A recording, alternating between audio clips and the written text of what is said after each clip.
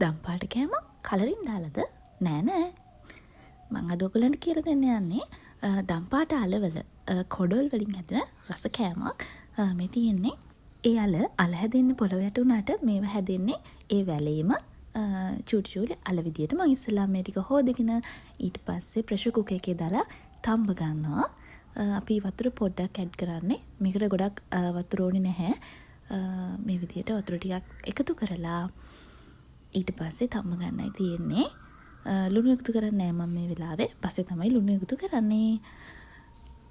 මේ වගේ විසිල් 4-5ක් වගේ යනකම් මම තම්බ ගත්තා හොඳට. අල කියන්නේ හොඳ ප්‍රතිඔක්සිකාරක යකඩ ප්‍රෝටීන් ෆිනෝල් තියෙන ආහාරයක්. ඒ හින්දා ඔයගොල්ලෝ හැමදාම නැතත් ඉඳලා හිටලා හරි ඔයගලගේ කෑමට අල එකතු කරගන්න. මේ තියෙන්නේ තම්බලා එළියට ගත්ත අල ටික දුන් දාන ඔයගලන්ට පේනවා. ඊට පස්සේ මේ ටික හොඳට පොතු අරගන්න ඕනේ පරිස්සමෙන් අත පුච්ච ගන්න නැතුව. මේ තියෙන්නේ මම පොතු අරගත්ත දම්පාට අලවල කොඩොල් ටික. ඊට පස්සේ මම මේක චූටි කෑලි වලට කපලා බ්ලෙන්ඩර් එකට දාගන්නවා. මොකද අපි හදන්නේ කැඳ එකක්. ඔන්න මම මේ වෙලාවේ තමයි ලුණු එකතු කරගන්නේ.